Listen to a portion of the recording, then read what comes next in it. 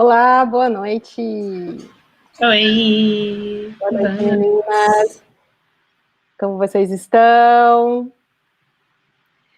Tudo Então, bem. estamos começando nesse dia do rock. A nossa live super especial.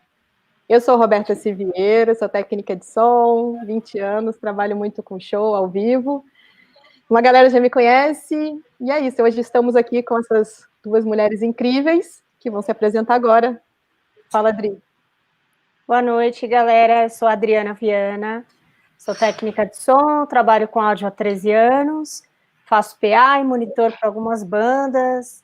E vamos nessa, eu estou muito animada para aprender um pouco mais, ver essa transição do analógico para digital com você, Dani, super professora.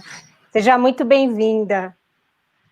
E obrigada, meninas. Um prazer estar aqui com vocês. Obrigada pelo convite. Dá sempre um quentinho no coração poder encontrar as pessoas mesmo virtualmente, né? Com certeza. Um aconchego. E aí, eu dei aula por muitos anos e eu tô com saudade de dar aula, né? Sempre bom ter uma oportunidade de falar um pouco. Então, vou falar um pouquinho sobre esse processo aí, essa historinha bem curta, né? Mas com essa ênfase nessas mudanças tecnológicas e como que elas foram acontecendo e afetando e modificando nossos hábitos, né? Como as novas tecnologias foram modificando as metodologias. Muito Legal. bem. Vamos começar? Vamos? Sim. Vamos lá. Pessoal nessa. de casa, se vocês tiverem alguma pergunta, fiquem à vontade. Vamos aproveitar ao máximo a Dani, tá bom? Vamos lá.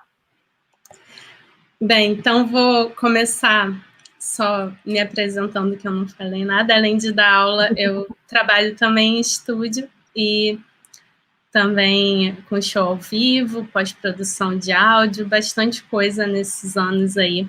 Você também está há mais de 20 anos, né? Mais de 20, né, Dani? Eu te conheci em 99? Tô completando 23 anos que eu abri essa portinha sem volta. Você foi picada pelo buchinho, né? É uma cachaça brava. Foi justamente em 97, julho de 97, que eu fui fazer aquele curso de férias do IAV. Que legal.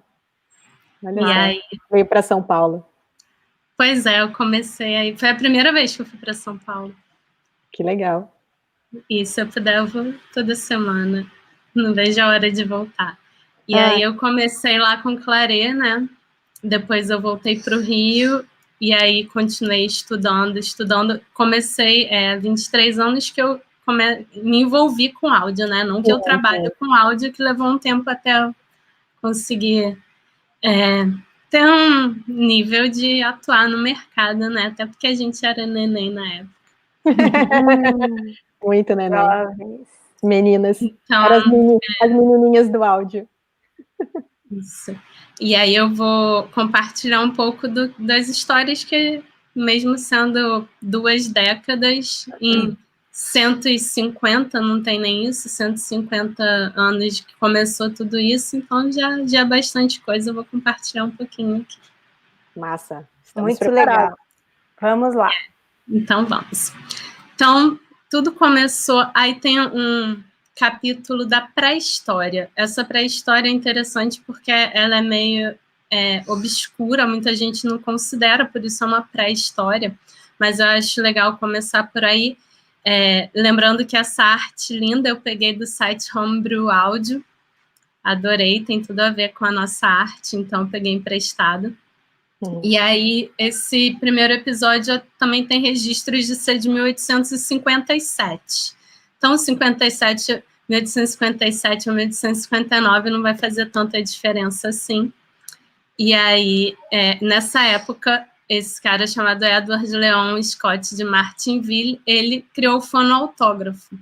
E aí, com o fonoautógrafo, ele já conseguiu captar o som. Esse era o grande desafio da galera, né? O som, a gente sabe que é um fenômeno impalpável e a vibração, a princípio, do ar, a vibração das moléculas em frequências específicas. Então, o desafio dos caras era como a gente vai pegar e imprimir isso e registrar isso de alguma forma.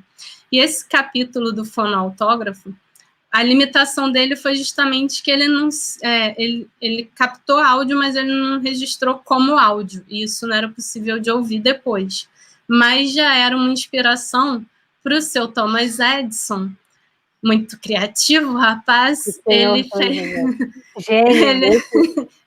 E aí ele se inspirou já nesse movimento do fonoautógrafo e conseguiu, em 2 décadas depois, em 1877, finalmente desenvolver o fonógrafo. E aí começa, de fato, a história da gravação. Então, a gente está falando aí de 140 apenas de gravação. Então, é uma parte... Quanto tempo, Dani, de gravação que você falou? 140 anos? 143, 77. Então, 1877. 41 a gente já pegou, né? Então, não é tanto, mas não é tão pouco. E, então, ele começou a gravar nesses cilindros, né? Nesse primeiro momento do Thomas Edison, ele gravava nos cilindros, né? E começou, de fato, a difundir tudo mecânico. Dá para a gente ver os equipamentos com manivelinha. Então, era uma era mecânica ainda, mas já era possível gravar e reproduzir. E tudo muito primitivo num único equipamento. Aí gravava e reproduzia, né? Era isso também? Gravava e reproduzia. Na verdade, os transdutores são simétricos até hoje, né? Tem a história de falar no fone e tal, mas cada um faz melhor o que se propõe, então depois começou a melhorar. E aí, uma década depois do Thomas Edison fazer o fonógrafo dos cilindros, veio o Emil Berliner e achatou o cilindro e fez o disco. Então, o disco, ele passou a ser, nesse momento, a mídia de gravação, mas também, não só nesse momento, mas basicamente os próximos 90 anos, o disco foi a principal mídia de consumo. Aí o disco, que depois virou vinil, né, mas o disco, o acetato. Ele era, nessa época, em 78 rotações, não era? Acho que demorou ainda para chegar em 78, foram muitas... Aí tem toda essa história muito interessante, mas aqui a gente só está fazendo uma introdução, depois a gente vai ter oportunidade de se aprofundar nesse assunto, né? Mas era uma guerra de tecnologias, né? Os fabricantes, que muitos estão aí até hoje, que foram se modificando, mas é a mesma meia dúzia que detém as tecnologias e um fica competindo com o outro pelas patentes. Então, na época, era o Thomas Edison, era o Graham Bell, era uma galera, assim, o Emily, pioneira. Né? Esse Emily também, né? O Berliner, também foi fundador de uma gravadora, né? Aí depois fez a RCA Victor, enfim. Então, mas essa galera é a mesma, assim, se a gente for ver, eles estão aí até hoje a mesma meia dúzia. É verdade. Mas sempre essa disputa por patentes, né? E acabou. Aí teve essa história das rotações, 78, 45, sempre com muitas competições nesse processo. Mas nessa época aí, como ainda dá para ver, as manivelinhas e ainda esse equipamento primitivo. Então, tem essas imagens bem legais que mostram como era a captação, era esse cornetão aí, e a mixagem era ao vivo. A posição deles determinava, né, quem ficava mais alto. Isso é um princípio básico de mixagem, né? É como você posiciona. Isso, era um microfone ou um sistema desse, e isso até hoje pode ser usado, inclusive com rock, com outros estilos. Você tem essa coisa dando posicionamento. Você quer que tenha mais volume de violino, põe mais violino. Tipo, não... Então isso mesmo, é espacial, né? E muita gente esquece isso, né?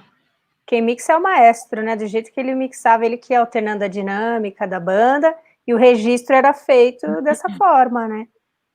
Muito legal. Exatamente. A posição dos músicos dentro da orquestra toda feita pensando nisso, né?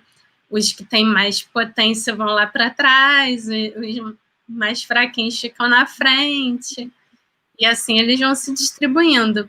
E no começo era o que tinha, então isso sem contar, né, a qualidade. Se a gente reclama da MP3, hein? É verdade. Não, e era gravado na cera, né? Era uma cera. Né? E ainda tinha uma coisa nessa época dos cilindros, que tinha a limitação de cópias para cada um. Então, para fazer em larga escala, os músicos tinham que tocar várias vezes para gerar vários masters para poder replicar. É verdade, olha só. Era exclusivo, aí, né? Literalmente, né? Aí, quando o Berliner chegou com o disco e o gramofone, aí que começou a indústria fonográfica, de fato, a impulsionar, porque foi uma coisa replicável, né? Mais facilmente replicável. Então, nessa história, é bom a gente não se estender, senão vai ficar por aqui. Então, aí chegou a energia elétrica, né? Eu coloquei aí duas coisas que estavam acontecendo em paralelo também, só para a gente lembrar que tudo isso é muito recente, a gente está falando agora de 100 anos atrás, que foi quando o som chegou no cinema, né? O som chegou no filme, e aí no primeiro momento também esse equipamento que era o Vitafone, que acoplava um disco ao filme. E aí, através de engrenagens, tinha todo esse mecanismo para sincronizar os dois. Então, isso ainda não tem nem 100 anos do cinema sonoro, que é de 27, o primeiro filme, né? E aí, toda... manual, né? Literalmente, desde o começo, né? Imagina perder o sync, que delícia. O processo era todo mecânico mesmo, né? Não tinha nada de eletrônico envolvido ainda. E no começo nem elétrico, né? Aí que começou a chegar o elétrico para depois chegar o eletrônico. Mas o interessante foi que aí com o elétrico chegaram nossos amigos cabos. E aí o sistema começou a se fragmentar, né? Não deixou de ser aquela coisa compacta que era uma só, o all-in-one, né? Que era o mesmo que captava, que riscava ali, segregado em microfones, em mesa, e aí começou a indústria fonográfica, né, no sentido que a gente conhece, da produção musical, começar a tomar esses rumos aí que a gente tomou. Então, aí tem alguns equipamentos justamente para ilustrar como as coisas começaram a se separar. E um videozinho muito legal que mostra a galera já gravando no estúdio, todo mundo gravando junto na mesma sala, mas cada um com seu microfone e uma mixagem acontecendo ao vivo ali já numa mesa. Então, aí a gente pode ver esse momento. Isso daí já é muito evoluído. Já é pós-Beatles. Quer dizer, na época dos Beatles, né? Mas... Isso, concomitante. Mas ainda era época de 2 canais. Então, juntava todo mundo. É o segundo disco da dupla, né? Sonny e Cher. E em 66, então, mesmo assim, já é moderno, mas ainda era bem antigo. É moderno em relação, né, aquele esquema lá que a gente estava falando do cornetão captando tudo. Então, aqui a gente já tem os microfones individuais, mas a mixagem era ao vivo. E é interessante também, por exemplo, no cinema, a captação de som permaneceu por muito tempo, assim, a mixagem acontecendo ao vivo, né, com os diferentes microfones. Tanto que o técnico de som em inglês, eles chamam quem está fazendo a captação de mixer. Ele está mixando ali de fato. A gravação multipistas no cinema, no som direto, é coisa de 2000, é bem recente. Então, é interessante como cada arte se apropriou da tecnologia de uma forma, né? Então, aí a gente tem alguns exemplos de gravadores. começou com 1, depois para 2, depois para 4, depois para 8, e assim os canais foram aumentando. E aí foi quando, de fato, o estúdio começou a virar uma ferramenta, né? Porque até então a gente tem que lembrar que a galera... Ops, estou batendo aqui na mesa. Foi mal. Não sei se está fazendo barulho ou está tremendo. A galera antigamente fazia música e ia para o estúdio gravar. E aí, nesse momento, as pessoas começaram a fazer coisas no estúdio, considerando o estúdio parte integrante desse processo, né? Então, na década de 60, não só os Beatles, o Pink Floyd, a galera pirava com isso, de pegar a fita e espichar pela sala para mudar a rotação, passar em vários lugares. Enfim, eram várias tractanas, todas mecânicas, assim, mas já de criação dentro do estúdio. Então, isso que eu me refiro quando eu falo que a produção musical começou a tomar os rumos que a gente conhece hoje em dia, quando a tecnologia começou a permitir isso, né? Então, esse gravadorzinho aí do meio, ele é um Nagra, que é o gravador usado, é o portátil para fazer captação de som direto, que até a década de 90 ainda era bastante usado. Aí depois chegou o DAT, depois vai chegar no... Então, aí, seguindo, eu tô olhando para a TV, tá com delay, não tá mudando o slide. Aqui já mudou, pra gente já mudou. É que a TV tá transmitindo o Facebook. Não se perde, né? Então, agora chegou lá. Aí, ainda nessa era magnética, na era da fita, a gente tem um momento muito marcante também em todo esse processo. Como eu tinha acabado de falar do Nagra, que era o gravadorzinho portátil para levar para os sets de filmagem, a gente passou a ter, aí no final da década de 70, a fita cassete, né, o Walkman, que permitiu a gente levar as músicas que a gente quisesse para onde quisesse. Tinha toca-fita no carro, enfim. A música começou a ser consumida de forma portátil também. Mas aí do lado dá para ver esse gravador, que marcou uma época, que é o porta-estúdio da Tascam. Então, como eu falei da meia dúzia, se vocês voltarem os slides, a gente vai ver que tem um monte de Tascam para frente, para trás. Então, é uma galera que está aí desde o começo desenvolvendo essa tecnologia. E aí, eles fizeram esse gravadorzinho, que foi um embrião do home studio, né? Então, a tecnologia não era compatível no home studio com o que tinha nos estúdios grandes. E aí vale a pena a gente lembrar também que nessa época os estúdios eram das gravadoras e quem tinha acesso às gravadoras tinha acesso a gravar. Quem não tinha acesso à gravadora basicamente não gravava. Isso eu ouço falar, essas histórias eu não vivi de perto. Muito triste, né? Mas eu conheço muita gente que conta essas histórias, por exemplo. O Wildon, eu trabalho bastante com ele, e ele conta umas histórias muito legais, e ele fala isso, quando ele fazia as músicas, não tinha um jeito de gravar, de registrar isso, tinha que catar o violão e correr para o estúdio da gravadora para não esquecer.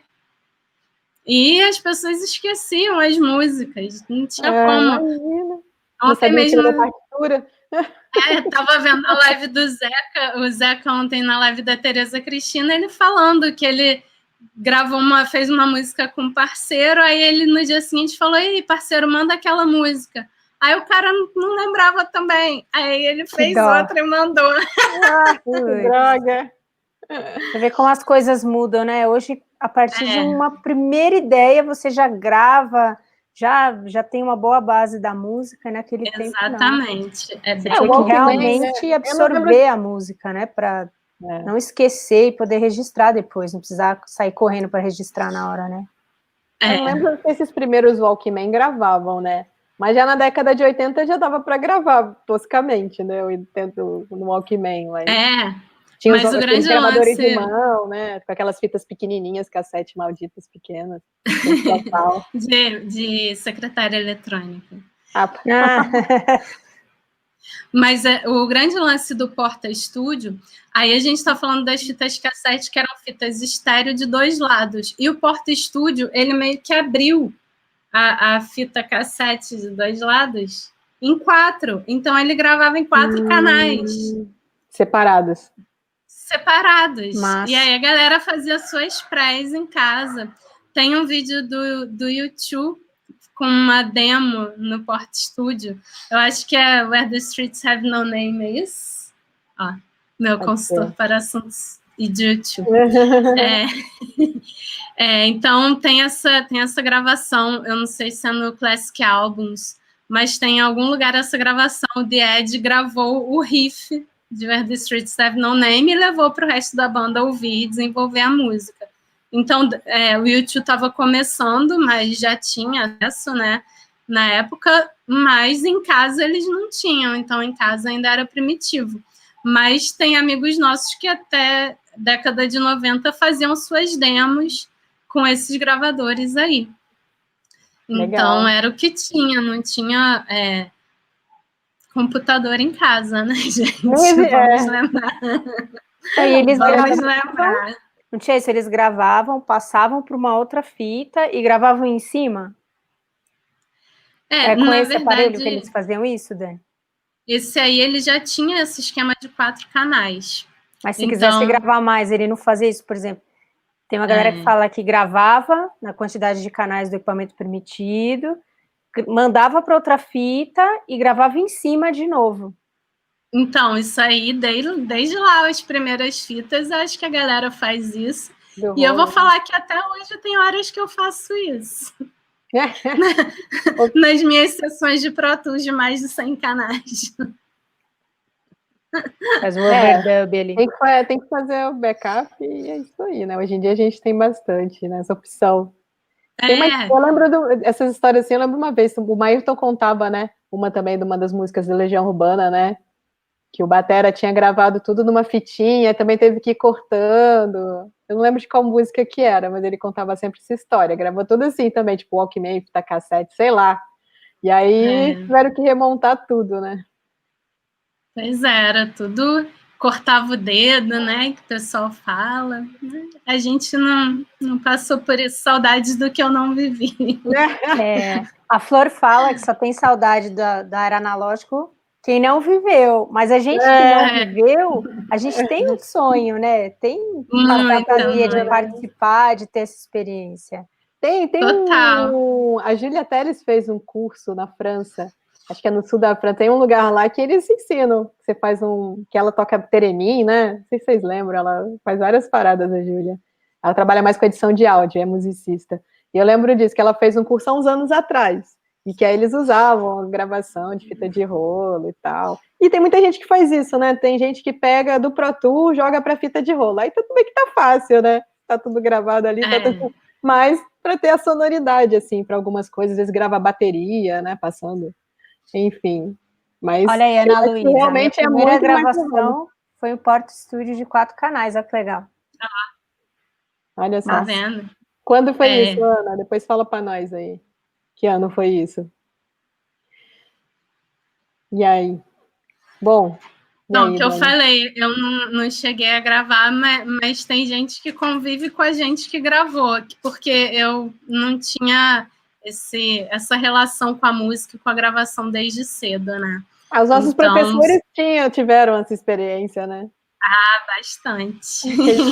Porque foi isso, né? Gravação no computador começou em meados dos anos 90, então... E a gente começou a faculdade no final dos anos 90, então eles cantavam várias histórias, né, galera? Isso aí, todos eles. Aqui, ó, a Ana falou que foi em 96 isso, 96. Essa gravação que ela fez. Caramba. Eu cheguei em 97, já estava no capítulo seguinte.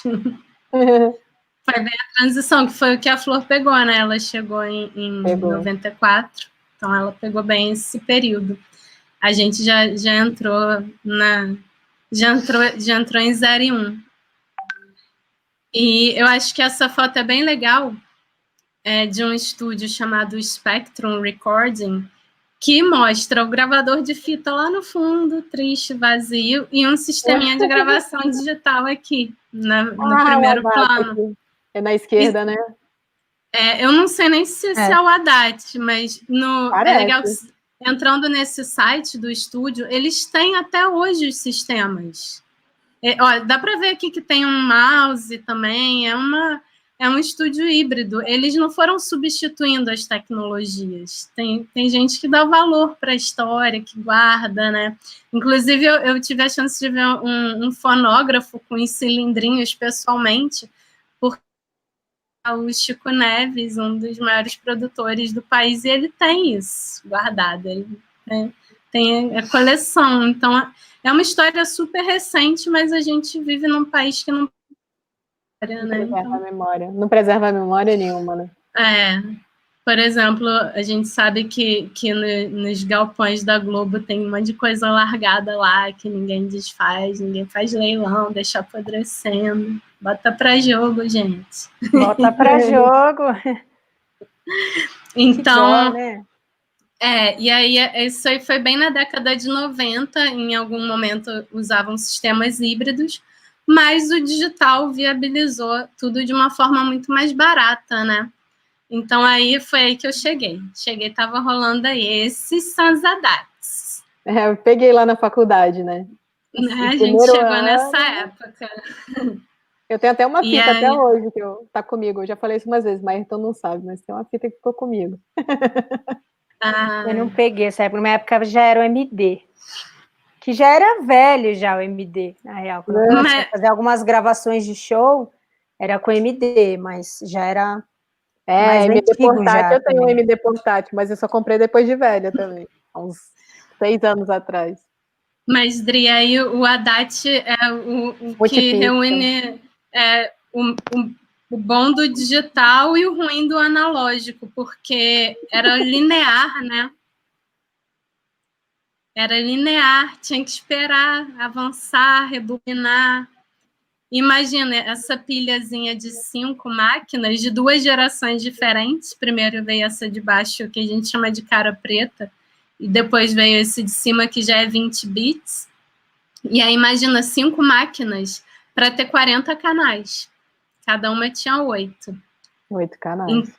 E nem sempre esses gravadores, eles eram amigos entre eles. Às vezes eles brigavam no meio do... Não gravavam no mesmo tempo, né?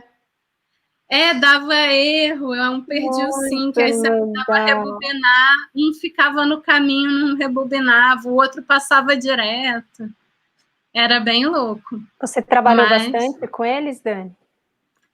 Olha, foi a época que eu cheguei, então eu peguei um tempo, sim, mas foi rápida a transição para o Pro Tools. Então, na faculdade, quando eu entrei na faculdade, não tinha Pro Tools. Florência dava aula para a gente num Pro Tools Zoco. Era um Pro Tools que era só o software. E aí, mas a gente tinha o ADAT, e a gente fazia lá nossas gravações. E também, um pouco antes da faculdade, quando eu voltei do IAV, eu fui fazer estágio no Uptown, um estúdio que era aqui no Flamengo, e aí lá tinha ADAT também.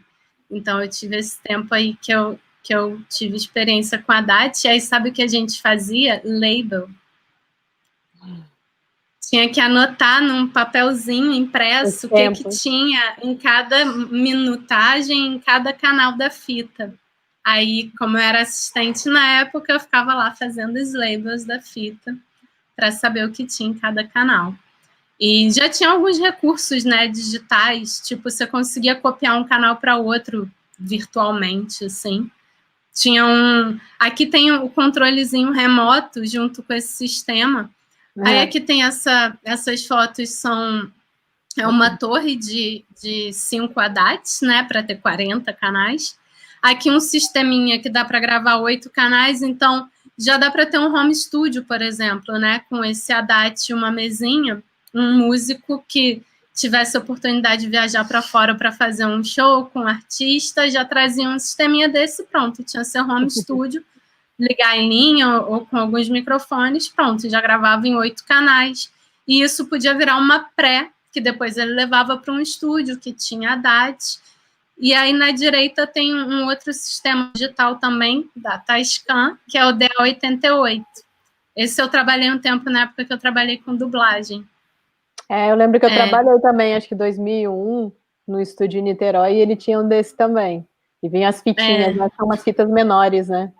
Porque a da DAT, ela parece uma fita, parecia uma fita VHS, só que um pouco menor, assim. Ela era um pouco menor, né, que a VHS, eu acho, assim. Eu acho que a DAT é igual.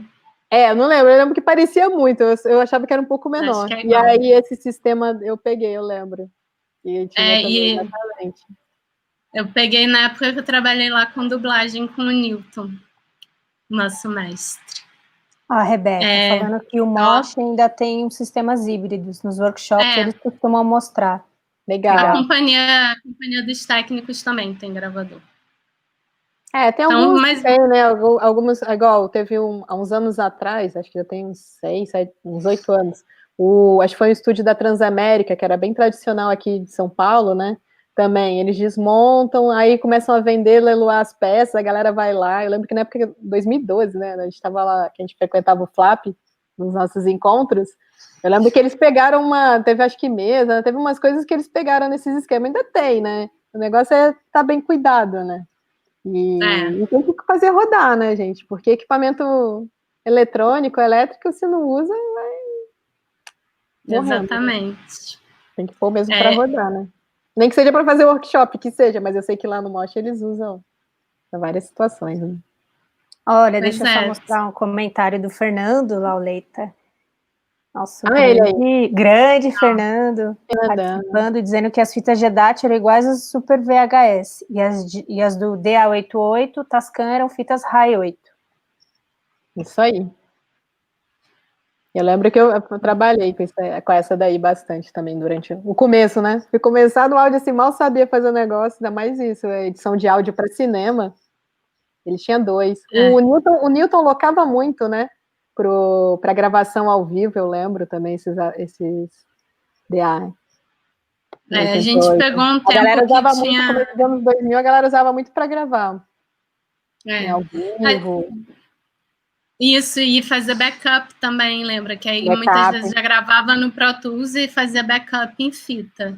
Que naquela época dava uma travadinha, mas era mais difícil. E era bem louco, porque tinha que ter, tipo, tudo em dobro, porque tinha hora que tinha que trocar de uma fita para outra. Verdade. Então era tudo dobrado. Caramba, é verdade. Eu lembro que a Rosa, Maria Rosa, que é uma técnica aqui de São Paulo, que é cantora também, ela, acho que nessa época também, 2002, 2003, acho que foi 2003, ela operava uma peça do Ivaldo Bertazzi, que era com 2 ADATs, soltando trilha. Pensa, no começo dos anos 2003, ela rodou, porque ela estava pela empresa, pela Tucason, e o cara levou ela para todos os lugares, porque ela sabia como, imagina, 16 canais, você voltando o ADAT para a mesa, acho que era uma 5D ou a DM2000, acho que era a DM2000. Então pensa, né, maluco? Porque tinha, acho que eram 8 caixas, tinha um sistema muito louco, então pensa, né? Tomara que ela tivesse a chance de usar esses controlezinhos remotos, que davam uma ajudada. Provavelmente, eu não lembro, mas ela tinha fala os locates, né? Exatamente, os locates. Era um digital quase analógico na época. Então, mas esse momento das fitas digitais também foi muito determinante, por mais que fosse tosco, mas teve uma democratização enorme, né? Então, foi meio que o momento que acabou o monopólio das gravadoras sobre os estúdios. E elas, inclusive, começaram a se desfazer dos seus estúdios, porque já não valia mais a pena. Então, comparando as tecnologias do estúdio de gravação analógico, em fita, para a tecnologia digital, ficou muito mais acessível, né? E lembrando também, aí a gente teve, se a gente for botar na nossa retrospectiva aí, os anos que o Brasil passou no período de ditadura militar, né? E aí a tecnologia ficava mais difícil ainda de chegar, então a gente ficou sempre vindo atrás. A gente não viveu esse auge, né, das renovações, e meio que na década de 90, quando abriu, já era isso. Então, foi mais fácil. Aí o dólar também, na década de 90, saudades, ficou 1 para 1. E aí ficou mais fácil, realmente, da galera conseguir investir, porque já que o nosso país não desenvolve esse tipo de tecnologia, né? Hoje em dia é muito pontual, muito artesanal, mas em grande escala, sim, está na mão da mesma meia dúzia de sempre. Então, esse momento foi bem determinante por isso. Começou a surgir toda uma nova abordagem dos estúdios de gravação, né? E aí também é legal de lembrar do MIDI, que chegou na década de 80, e foi o primeiro momento que os computadores entraram no estúdio. Então, nos computadores, a gente não tinha ainda capacidade de manipular áudio, mas já tinha capacidade de manipular dados. Então, o MIDI nada mais é do que dados, né? É um protocolo bem leve, que você consegue registrar as informações de qual nota foi tocada em qual momento e reproduzir isso, editar, manipular. Então, o MIDI chegou no primeiro momento, e aí eu já coloquei logo o MIDI antigo e o MIDI novo nesse slide, porque é isso. O MIDI é muito usado para produção, começou lá, e hoje em dia o MIDI é USB, né? A gente usa, não tem mais, a maioria dos equipamentos, esse conector MIDI, mas alguns teclados ainda tem. Mas é tudo esses controladorzinhos USB, você faz miséria, então. Até para controlar mesmo os softwares, né? Não só para tocar. Então, hoje em dia, o MIDI está totalmente presente na nossa vida. Mas o primeiro momento... Você usa ele para várias funções, né? Inclusive associado a não só com áudio, né? Exatamente. Não só com instrumentos, né? Que era o inicial, depois isso se expandiu para controle, e é um protocolo muito usado e muito leve e eficiente, né? Então, ele só foi evoluindo. E aí chegaram os computadores nessa época em que as máquinas ainda eram bem primitivas. Como eu tinha falado, a gente mal tinha computador em casa. O computador aqui nesse slide, ele não está ligado, mas se tivesse, a gente conseguiria ver que a tela é tipo Matrix, tudo preto escrito em verde, não tem de objetos, né? E aí, depois, nos anos 90, no final dos anos 80, já surgiu o Sound Tools, que, na verdade, era um software para editar samples para bateria eletrônica. Ah, ele é de 89? Caramba! O Sound Tools. Eu achei que ele fosse... Essa versão aí, primitiva. E aí tem um protozinho bem tosco, bem antigo. Esse eu não conheci. 4 canais.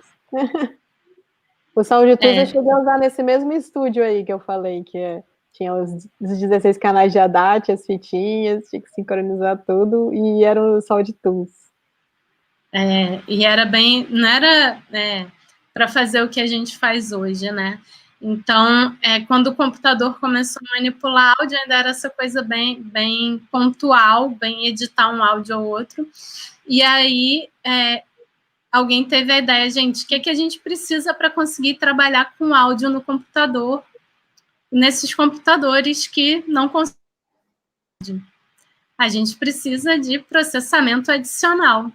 E aí foi onde o Pro Tools fez sua cama, né? E leva fama até hoje, porque na época, e aí a foto não está ilustrando exatamente os sistemas da época, mas é o tipo de sistema que o Pro Tools desenvolveu. Ele não chegou só com software, ele não era um software, ele era um hardware. Ele tinha um sistema, tinha processadores, chips, para poder processar o áudio nos computadores que não conseguiam fazer isso. Então, ele chegou com esse tipo de sistema e aí revolucionou completamente o mercado. E durante a década de 90, os computadores não eram capazes de dar conta de trabalhar sozinhos. Então, se não fosse o Pro Tools, não tinha muito como trabalhar. até que a gente tem aí uma ilustração de um estúdio já totalmente inserido no universo, com Pro Tools, com mesa, com tudo. Tem até os atalhos no teclado, né? Aqueles adesivos que vinham para pôr no teclado. Esse não é o adesivo, é o teclado do Pro Tools. Da mesa. Da mesa. Na mesa ele já vinha assim, eu nunca vi essa mesa. Eu só vi na foto. Caramba. Porque eu lembro que vinha esses adesivos para você colar no seu teclado, né? Aí você tinha que colocar no teclado certo, no teclado em inglês, né? E tem o siliconezinho também, que é bem legal hoje em dia, com os atalhos. É verdade. Né? Quem fica olhando, acaba que decora, não tem jeito. Mas aí a gente está vendo um estúdio de grande porte com Pro Tools, mas durante a década de 90 ainda era assim. Aí o estúdio do Prince, Paisley Park. Muito legal. Então, o estúdio é uma mansão, né? Olha só isso. Demais. Linda, né? E aí era uma tecnologia nesses primeiros anos bem restrita aos grandes estúdios, porque era um sistema caro. Eu lembro quando a gente estava na faculdade, acho que a gente não falou, Beta, que a gente fez faculdade na mesma época, porque a gente era as únicas meninas da CUP. Você foi a primeira turma do curso de produção fonográfica do Maírton, da Estácio, do Maírton Bahia, e eu fui a segunda. Aí depois na terceira turma, acho que nem tinha, aí na quarta turma tinham 4, inclusive a Fernanda Lemos. Pois você vê que a gente tem que falar, teve a primeira, a segunda já tá errada, né? Porque só tem uma na turma, mas pelo menos tinha gente lá e estamos aqui. Tinha, né? Firme mas na você falou que uma das últimas turmas suas não tinha nenhuma mulher, né? Foi agora, foi o quê? 2018? Foi uma das últimas turmas que eu dei aula, que se formou em meados do ano passado. Não tinha nenhuma. Muitas vezes elas entram e no primeiro, segundo período já desistem pelo ambiente hostil, enfim. Acontece ainda, né? E isso ainda, hoje, com certeza, quando tem meia dúzia numa turma, tem muita mulher. Exatamente. Isso em 30, 40, 50. Então, nessa época, quando a gente estava na faculdade, que a gente entrou, tinha o Haddad. E aí, depois, o Maírton comprou o Pro Tools. Era, tipo, o preço de comprar um carro importado. Era carérrimo, assim, o Pro Tools, né, o sistema. E aí, mas foi a hora que também eu meti as caras. E aí, eu ia para o estúdio todo dia, quando eu podia. E aí depois eu ficava perturbando Florência com as dúvidas e fui aprendendo assim, pela oportunidade mesmo de estar lá. Mas esse sistema era bem restrito, né? Bem limitado. Então tinha só nos estúdios grandes, até que em 2000 surgiu essa plaquinha, a famosa Digi 001. E aí começou meio que uma revolução, por coincidência, era essa época que a gente estava na faculdade, né? Exatamente. E eu me lembro... E por isso eu acabei indo para ao vivo e não para estúdio, porque nesse começo dos anos 2000, infelizmente já tinha um a mais, eu até já falei algumas vezes da primeira vez que eu fui procurar um trampo, que era um estágio, um trabalho, e era nessa época aí, 2001, e o cara ficou inventando várias desculpas, né? Mas foi muito isso, já tinha essa resistência, né, por ser mulher, que é uma, né, não tem nem o que falar, é uma besteira, e teve isso, que muita gente, muito técnico até de estúdio, começou a sair e comprar sua Digi, colocar ou a placa de áudio, né, aí montava num Pentium 3, Pentium 2, na faculdade mesmo tinha, né, no começo, tinha um Pentium 2 lá que o Maírton ia socando, quando chegou o 3, né, ele ia colocando um monte da SP Factory, aí tinha a interface externa, lembra? Tinha que fazer uns patch nela, muito louco. Sim, sim. E é isso, né? Tipo, aí a galera, eu perdi trampo, porque não tinha vaga, porque os estúdios começaram a reduzir a equipe também, né? Você aconteceu isso também, Dani? Você pegou foi bem essa transição. Você conseguiu trabalhar ainda bastante, né? No estúdio. Na verdade, eu acabei indo trabalhar em estúdio. Florência me deixou lá seguindo o legado dela no Estúdio Verde, na época que eu ainda estava na faculdade. Lembro. Copacabana, que era? Não, Cosme Velho. Cosme Velho. Que legal. E aí foi muito bem recebida pelo Ricardo Bomba. E fiquei trabalhando lá um tempo. No estúdio, até hoje, tem muita filmagem de coisa. Volta e meia eu vejo Estúdio Verde aqui. Que legal. E é um estúdio muito legal, que tem um salão enorme e tem um piano. E lembrando que hoje é dia do rock, né? Eu sempre, com meu background roqueira, foi muito aprendizado o fato de eu chegar lá nesse estúdio e ter um piano, porque por isso ele atraía muita gente do jazz, da bossa nova, música instrumental. Então foi um monte de coisa que eu gravei que eu fui conhecendo como soava, entendendo tudo aquilo, e conhecendo melhor, e sei lá, tinha 20 anos na época, começar a estudar música, entender os vários gêneros e não ter preconceitos, né? Gostar de gosta de música boa, né? Nós três somos roqueiras aqui, né? Nós três gostamos muito de rock. Mas música boa é música boa e não tem gênero, não tem rótulo. Total. Tem que ser apreciada mesmo. O Fernando Lauleta colocou aqui, ó, também, ó, o comentário dele. A primeira incursão do Pro Tools utilizando processamento sem intenção foi a Digi 001, né? Que era doméstica. Exatamente. Então, foi muito revolucionário justamente por isso. Embora tenha essa plaquinha aí que não ajudava muito, era uma plaquinha PCI, que era meio que você tinha que ter a plaquinha para conectar a interface na plaquinha e tinha que ter uma plaquinha lá dentro. Mas o fato de ter uma plaquinha lá dentro podia dar conflitos, né? E eu me lembro uma vez, eu cheguei para dar aula, e aí o Pro Tools não abria de jeito nenhum, era um Pro Tools com uma Digi dessa, e aí eu fui lá, Maírton, pelo amor de Deus, não consigo dar aula que o Pro Tools não abre. Aí ele foi lá, até hoje eu tento entender.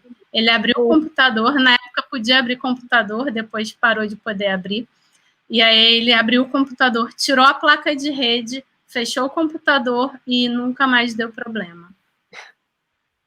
Funcionou perfeitamente, porque tinha uma placa de rede no meio do caminho que estava lá na semana anterior e eu dei aula normal. Mas foi aquele tranquilo.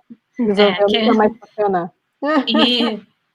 E eu me lembro, assim, muitos amigos meus da faculdade compraram essa plaquinha, porque era assim, a galera juntava dinheiro, aí já tinha os estúdios com a DAT, então os amigos já ficavam juntando dinheiro para poder ir para o estúdio melhorzinho para gravar.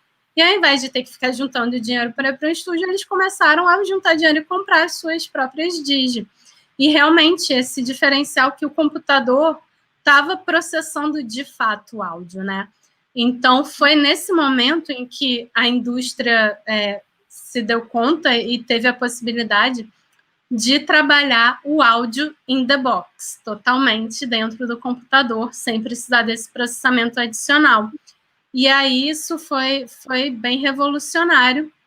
Começaram a surgir várias outras placas.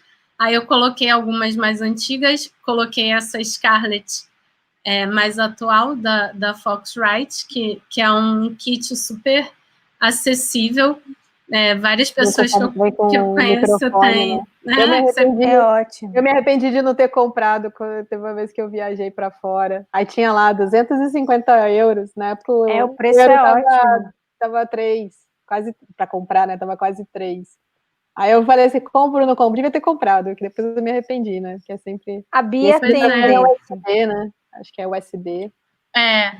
E aí você bota um microfonezinho ali, já vem o fone, ainda é lindo, vermelho e preto. É bem vermelho, tá?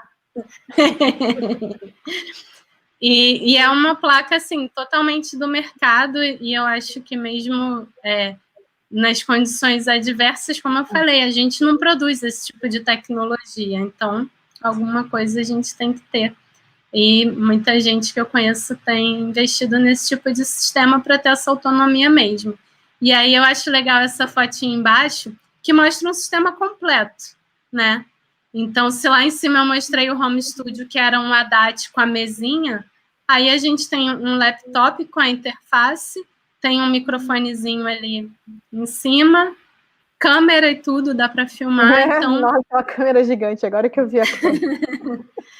Então já dá para gravar, fazer quadradinho para botar junto com os amigos no vídeo da internet.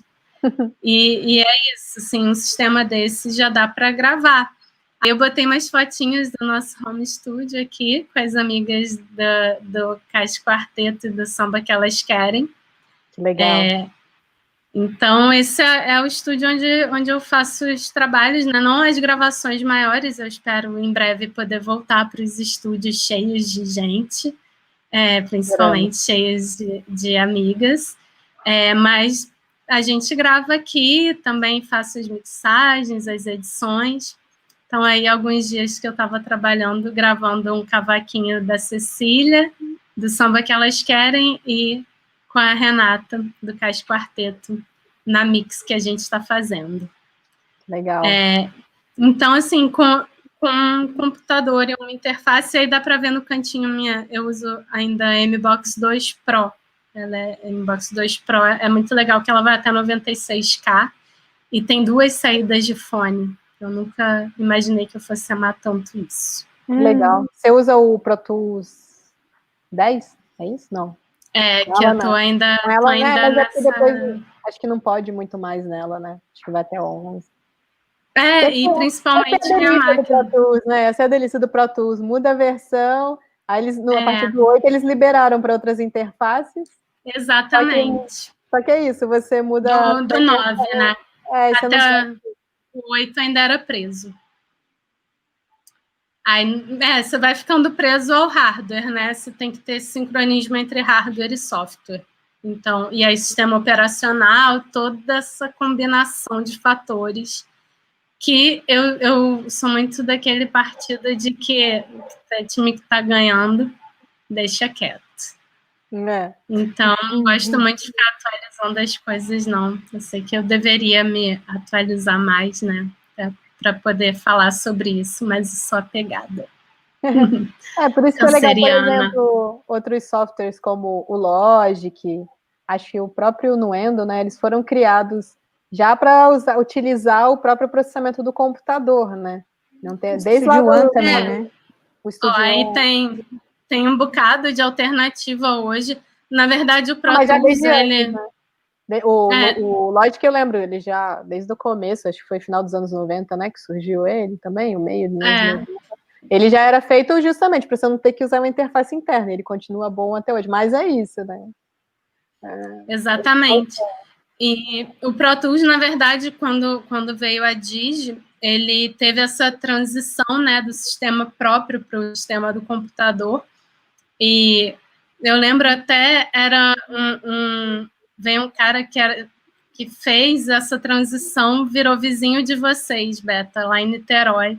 E aí Maírton entrevistou ele fez essa transformação do Pro Tools TDM para o Pro Tools não TDM, né? E aí, que tinha o negócio do DAE, enfim, todo o sistema de adaptar o sistema para fazer essa operação. Obviamente, ele deve ser da equipe, porque devem ser várias pessoas. Mas eu lembro que o Maírton entrevistou ele e eu fiz a tradução para uma backstage. Que legal. Então, o Pro Tools foi correndo atrás mesmo, assim, eles mesmo um correndo atrás do outro. E até o Pro Tools 8 tinha essa limitação, né? Você só usava o software se tivesse o hardware. No Pro Tools 9, eles abriram para você usar qualquer hardware com o software deles. Então, aí você paga pelo hardware e paga pelo software de forma independente, e aí cada um se adapta ao que lhe convém mais.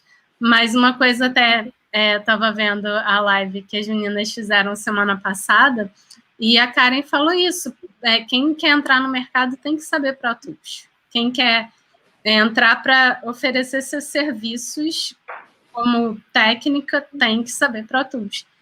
Se a pessoa vai produzir, vai entregar o produto, pouco importa.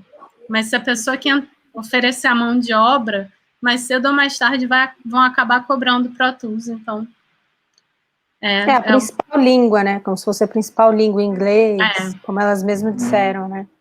Pois você entender a lógica uma base. Você entender, bom, principalmente saber, né? Que até no curso que eu trabalhei, que eu conheci a Ana Luísa, que está aqui, comentando várias paradas muito incríveis aqui. Eu não tô vendo um professor, os comentários. Eu lembro que um dos professores lá, logo que eu comecei, eu era assistente técnica, né? Dava o suporte para os alunos nos estúdios, nas ilhas de edição e tal, tanto de áudio quanto de vídeo. E eu lembro que o professor que dava aula assim na época, ele era totalmente contra o Pro Tools, porque o Pro Tools te obrigava a ter a interface, o hardware, não sei o quê, papapá. E eu falei, tá, mas você está ensinando áudio para os alunos aqui, porque ele usava o Nuendo já, eu acho. Ele também era compositor, então para ele era mais prático. Eu falei, sim, mas você tem que ensinar para os alunos a ferramenta que vai ser a base para todos e que tem, tipo, em 99,99% dos estúdios no mundo, porque isso era 2008. Aí ele ficou assim, aí os alunos não gostavam. Tanto que no início eu tive que encher o saco assim. Depois a Ana Luísa chegou lá, foi bom, porque ela fez uma revolução com isso também, porque os professores ensinavam os alunos a editar áudio no Final Cut, que é o editor de vídeo. Tipo, aí os alunos não queriam aprender. Eu falei, gente, vocês têm que aprender o Pro Tools, calma aí, é fácil, te facilita, é só importar o MF, enfim.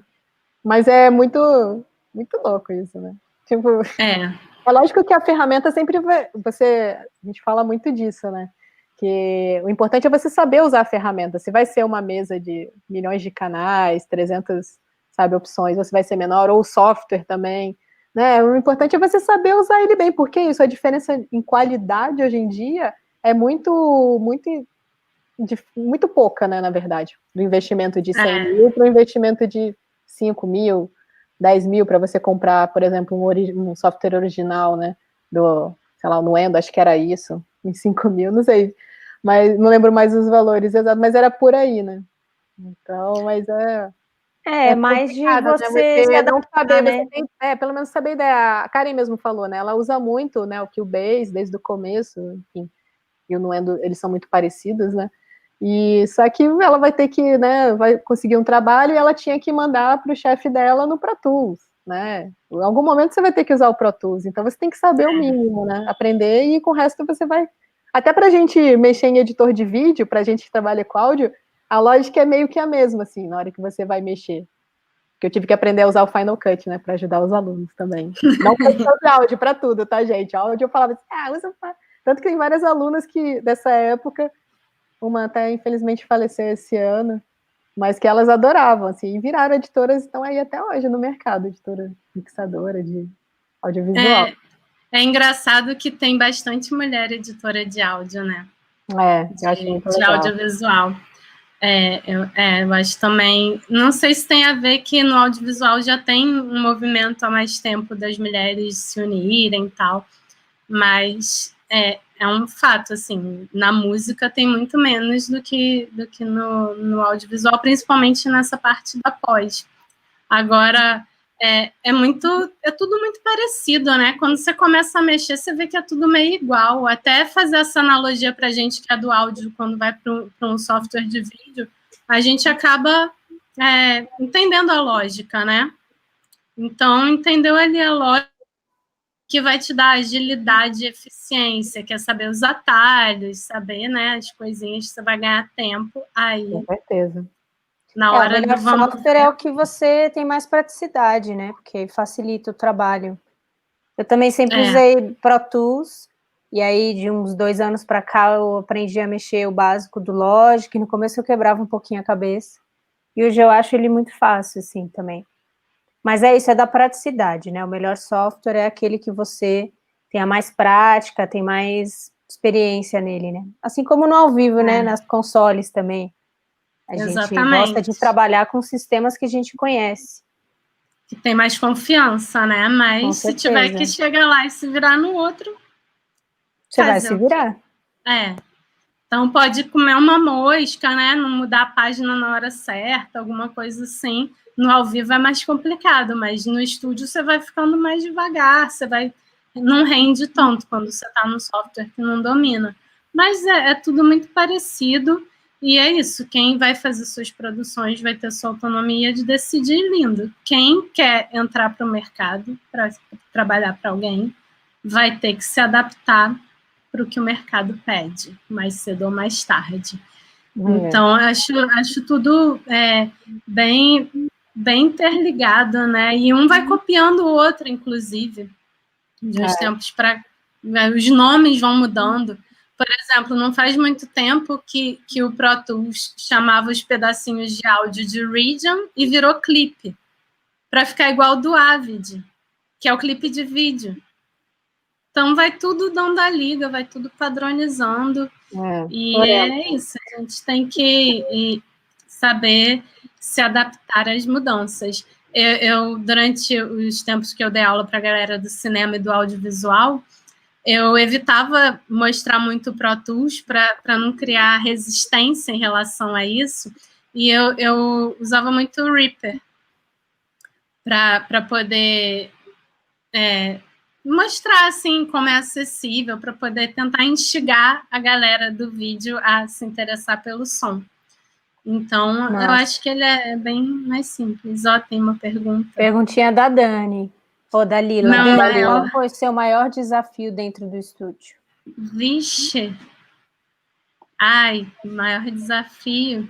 Então, no estúdio tem uma vantagem que não tem essa coisa do tempo, né? Se você perder o tempo, já era do ao vivo. Então, tem muito a questão de você saber lidar com as pessoas ali, de saber como vai se relacionar. E, assim, pensar uma situação... Cara, os desafios, tipo, tem que gravar mais canal do que cabe, ou tem muita gente, não tem fone para todo mundo. Por exemplo, agora, um dos últimos trabalhos que eu fiz, que é esse que eu estou mixando do Cais Quarteto, a gente foi gravar um quarteto de cordas, que para mim já é um desafio por si, porque não tinha gravado nada assim. Então, somente uma coisa ou outra de cordas, mas não um disco de um quarteto, então tive que procurar, estudar como captar. E aí eu mesma criei um desafio que a gente gravou com um monte de microfone, a gente gravou lá na Toca do Bandido, um dos estúdios mais legais que tem aqui no Rio. E aí, para gravar o som da sala, que eu achei muito importante, a gente conversou nessa coisa de pensar o quarteto como unidade, a gente usou 13 microfones para gravar 4 pessoas. E aí... Legal, hein? E agora tem que mixar 13 microfones. Então, vocês já viram, né? Então, os desafios a gente vai criando a cada instante, a gente vai criando desafio para nós mesmas. Então, experiência, esse tipo aprendizado, né? E é legal experimentar. Justamente o estúdio te dá essas possibilidades, né? De você testar novas maneiras de gravar, de fazer. Tem muitas opções, principalmente na hora de gravar, na hora da mixagem você ter diversas opções, poder equilibrar umas microfonações diferentes ao mesmo tempo, ou abdicar de algumas que não ficaram tão boas, né? Pois Isso é legal do estúdio, né? E aí eu sempre penso assim, vou gravar com 13, depois eu escolho quais que eu vou usar. E para desapegar de algum? Sempre tem ele acrescenta alguma frequência, algum harmônico, alguma coisa que o outro não tem. Então, eu acho que cada trabalho é um desafio, assim, de conseguir a sonoridade. Os anos que eu trabalhei com Yuka, o maior desafio era me manter acordada no estúdio, 4, 5, 6 da manhã. Nossa! E as ideias brotando. Então, Legal. Cada trabalho tem um desafio e aprender a lidar, né, com essas situações. Então, agora, por exemplo, gravando em casa, o desafio é mesmo tendo uma janelinha de isolamento acústico aqui, se passar o carro do ovo, babou. Entrou para a história. Vai gravar. Então, assim, cada trabalho vai tendo seus desafios. E eu acho que foi só esse começo, como eu falei lá no Estúdio Verde, de eu entrar num estúdio para trabalhar com instrumentos que eu não estava tão acostumada a ouvir, já foi desafiador logo de cara. Mas e aí cada um vai ensinando alguma coisa, né? Vai sendo um aprendizado. Mas pensar assim, tipo um perrengão. Estúdio é meio diferente do show, né? Que tem os perrengões, assim, que rolam. São perrengues diferentes, né? Em diferentes níveis também, né? Pois é, tipo, o computador deu pau no meio da gravação. Perde tudo. Punk, hein? Isso aí é pesado. Então, Você tem alguma continuação desse slide, Dani? Só para a gente dar prosseguimento aqui? Que a gente está aí, 1h05 de live. Então, aí são tecnologias que foram chegando para somar. Aí chegou o mundo sem botão do touchscreen.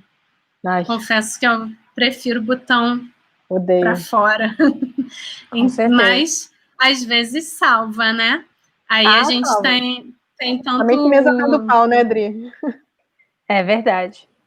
Não, é uma ferramenta a mais, é uma opção, assim, é um recurso que ajuda em muitas situações, mas, né, a substituir ainda o fader, né, motor por um pessoal coloca a totalmente digital, o pessoal então põe, tipo, a mesa de som lá não sei aonde, que você não ouve, aí te dão já o iPad, eu falo, ó, controla aí, para você se virar. Então, eu acho que é complicado, né? Se você pode... Mas tem umas mesinhas, agora eu não sei da Yamaha, que é só os prés, os inputs, os outputs, e você encaixa o iPad. É o que tem.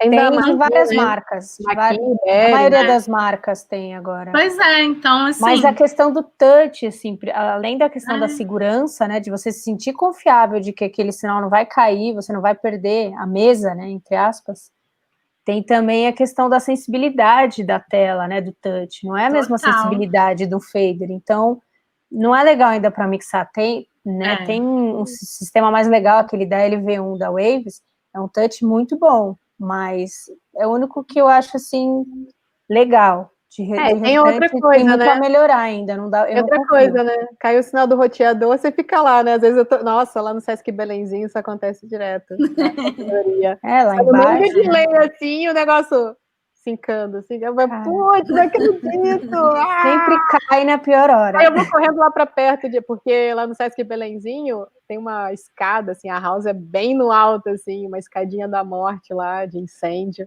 horrorosa. Horrível. E aí, tipo, você tem que usar iPad, não tem jeito, né? O M7 série lá. E aí você faz isso, aí, meu, de repente o sinal perde, assim, tá super legal e... tem essas questões, mas realmente facilita, né? Quando eles melhorarem, desenvolverem mais essa parte de segurança, de estabilidade e a eficiência do touch, eu acho que aí sim vai dar para ter como uma opção um sistema desse. Por enquanto é complicado. Só um acessório, né? Mas o pessoal usa para gravar também, né? O pessoal usa exatamente.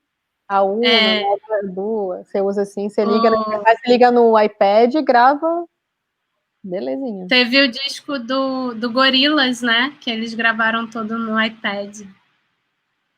Caramba. Qual foi? Foi o primeiro? Não, já foi mais recente. Agora Não. Faz essa consulta aí, por favor. Qual é o disco do Gorillaz? Deve ser. Acho que é lá para 2010, assim. Logo que. Acho que alguma parceria com a Apple, né? Mas assim, eles gravaram com no iPad, mas com instrumentos e microfones 2010 mesmo.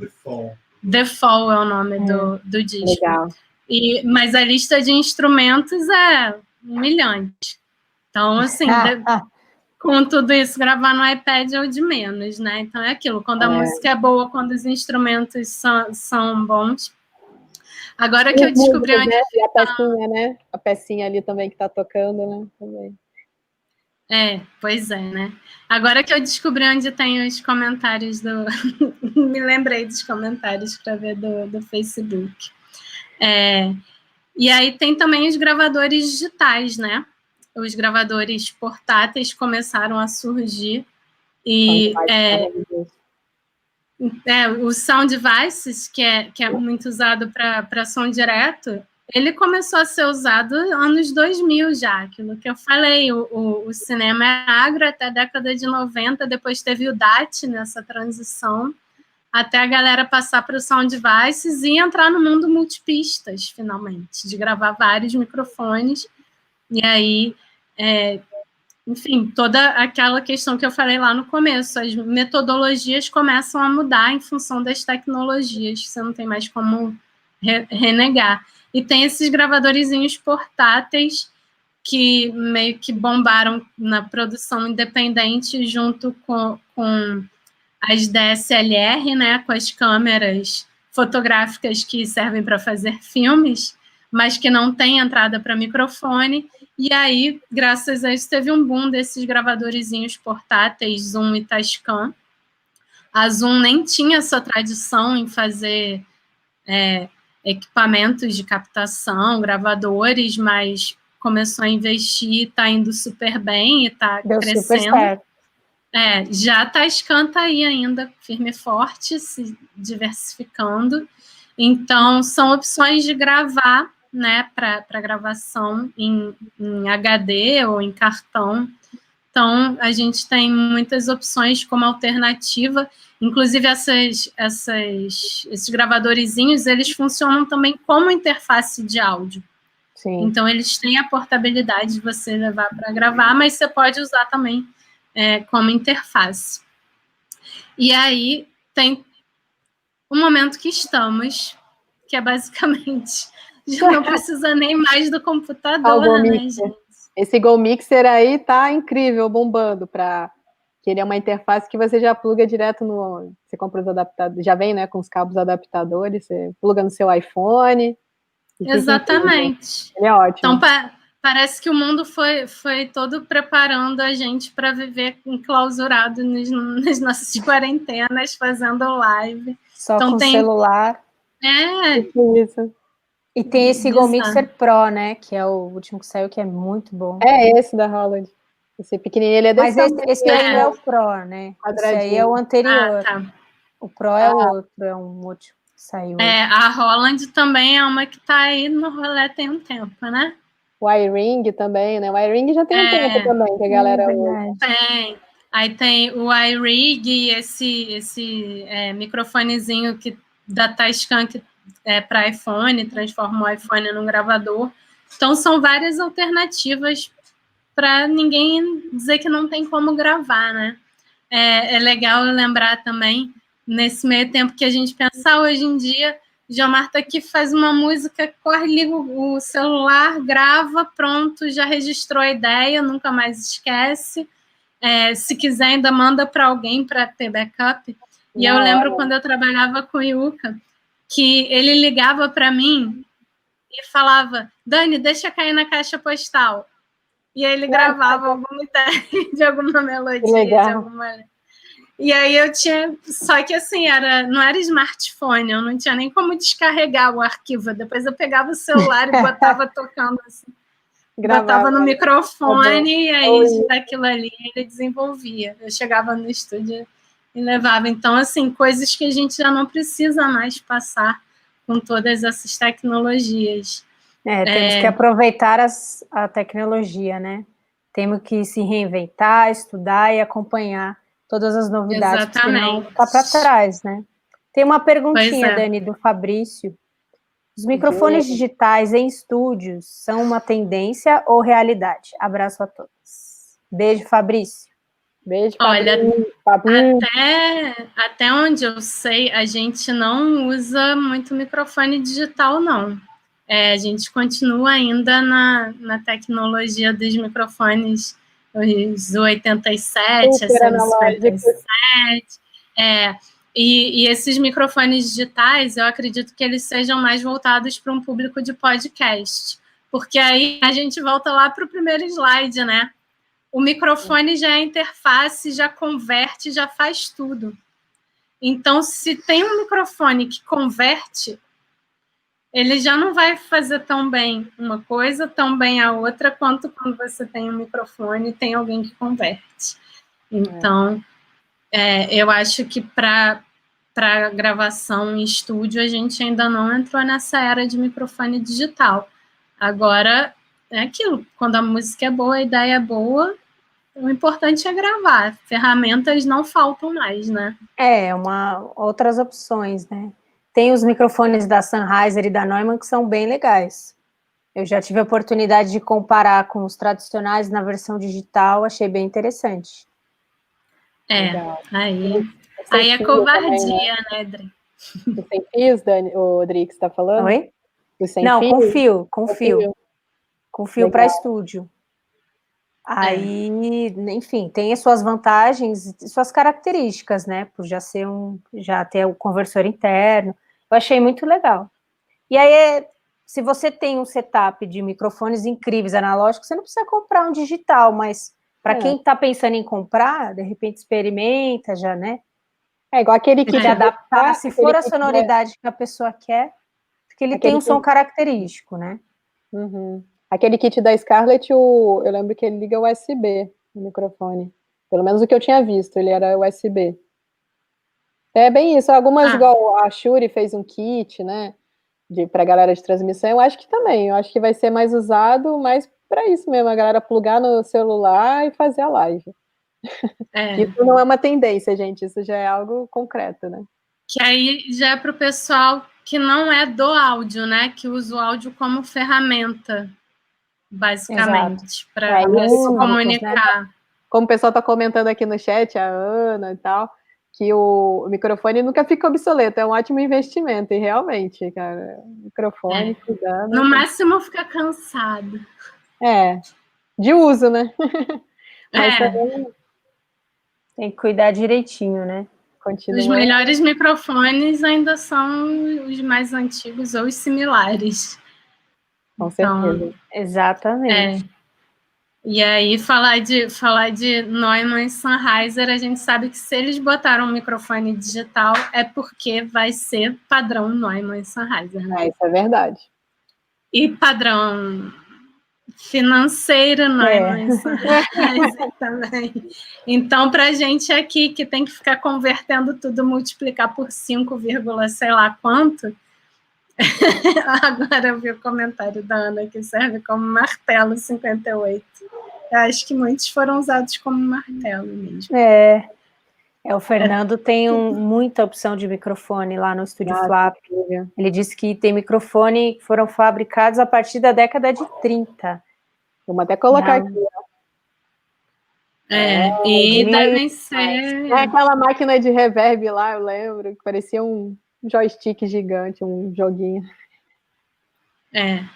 Então, o microfone, acho que os microfones são um investimento que sempre valem a pena, e aí, para quem já tem os microfones, não vai ficar trocando, se a gente nem computador fica trocando toda hora a tecnologia, que dirá microfones, né?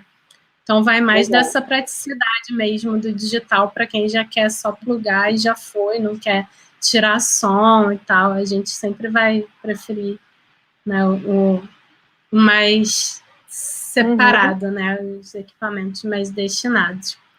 Então, aí, voltando na apresentação, eu fiz um pequeno resumo, não quero me estender, mas só para ilustrar que a gente, até aqui, não tinha falado sobre a forma de consumo de música, basicamente. E, ao longo dessa mudança toda que aconteceu nas formas de produção de música, também foram acontecendo mudanças na forma de consumo de música, e aí a gente está parando em 2006 no Blu-ray, porque depois disso... Não existe mais mídia. Não, depois disso a gente até comentou no outro dia, né? A galera faz tudo, internet, não sei o quê, e prensa o quê? Vinil. Muito artista novo. Bota a setinha voltando. Que nem pegou vinil, galera de eletrônico, muito porque também a galera usa para tocar, mas e são vinis com uma qualidade totalmente diferente. Mas exatamente isso, né? Agora a galera só faz venda de vinil, você não vê CD, dificilmente. Não tem mais mídia, não vai ter mais mídia palpável, eu não sei isso, que você queira fazer um vinil, né, por uma questão de conceito, mas a mídia já não é mais palpável mesmo. O artista faz uma música, lança já no streaming, cadê? Você não consegue, não é palpável, né? Lógico que ela tem um suporte, né? Em algum lugar ela está num servidor, em algum armazenamento. Mas a gente acessa pela nuvem, não só a música, o filme também, né? Tudo, agora é tudo. É, bem louco. Então, eu só fiz esse paralelo aí para ilustrar que é uma coisa que corre por fora. E aí uma foto que eu encontrei ao longo das pesquisas, para a gente lembrar por que a gente tem o grupo Mulheres do Áudio, por que a gente tem que ficar aqui batendo nessa tecla. Essa é uma foto da inauguração do Abbey Road. 1931, caramba. 1931, jogo dos 7 erros. Demais. Tem erros que a gente não pode mais admitir, né? Gente, não é possível. Tinha alguém que chamava uma mulher para essa inauguração, mas não. Mas nessa época aí as mulheres não tinham nem direito a voto, tipo, 1930. Imagina. Não podia nem estudar. As mulheres não conseguiam nem ir para a faculdade, casavam ainda muito novas. Era isso, né? Infelizmente. E a gente está falando de 90 anos atrás. Não ainda são 500. Aí a gente vai lá, né, Dani? Ainda bem que mudou, né? Aí você colocou aquela foto atual do Abbey Road? Não, eu tenho o Abbey Road tem que acessar o atual, né? Para mostrar como é. Aí eu coloquei como já algumas pioneiras, né, para ilustrar. Até tem esse filme que fala sobre elas, mas aí são pioneiras muito voltadas para a música eletrônica, desse filme Sisters with Transistors, que postaram no perfil da revista Noise. E tem a nossa pioneira de todas, antes da Florência e da Flávia Calab, Ethel Gabriel, que é a nossa pioneira Sound Girl, que tem 99 anos. Demais. Não, 90, né? 99. Ela faz 100. Vai fazer 99 no fim do ano. Tem e é muito legal porque ela continua, né? Ela apoia, dando bolsa de estudo para a mulherada lá no Sound Girls. 99 anos, gente. Tem uma história muito legal. Linda. Depois vocês olhem lá no Wikipedia, é maravilhosa a história dela, muito louca, assim, tipo. E é isso, você vê que ela só demorou 20 anos para, a cada 20 anos ela conseguiu mudar de cargo, assim. E ela é sensacional. Ganhou Grammy, inclusive. Lá também, acho que foi nessa época aí. Eu queria aproveitar e falar uma coisa, já que o Fernando Lauleta está aqui. O primeiro encontro das mulheres do áudio foi lá no Flap, no estúdio dele, né? Que fui eu, a Roberta, Lila e Florência. A gente se encontrou lá para estudar, rever uns fundamentos de áudio, e a partir dali foi feito o grupo, primeiro no Facebook, foram entrando várias meninas, o grupo cresceu muito, e muita coisa boa aconteceu a partir daí. Mas foi lá, no estúdio do Fernando, nesse primeiro momento, assim, foi realmente um momento inesquecível. Eu fico muito feliz. Quando ainda era no Bexiga, né? A Flor ainda estava amamentando a May. Verdade. O tempo da vida de áudio. Tem a primeira, acho que lá, se eu não me engano, a primeira foto do nosso perfil do Instagram é essa foto. É a Cris Rangel até que tirou, que estava cuidando da May, enquanto ela estava lá ensinando umas paradas pra gente, assim. É verdade. E a gente fez depois outros encontros lá, né? A maioria dos encontros que a gente fez no início foram lá no Flap. O Fernando sempre recebeu a gente de portas abertas, mostrou pra gente o arsenal de microfones incríveis que ele tem, e tá sempre de portas abertas. Também assim, mostrou, lembra? O Luiz fez uma aula com a gente de press também, foi incrível. Foi demais. E a Florência masteriza lá ainda, né? Assim, antes da pandemia, né? Mas a Flor masteriza lá ainda.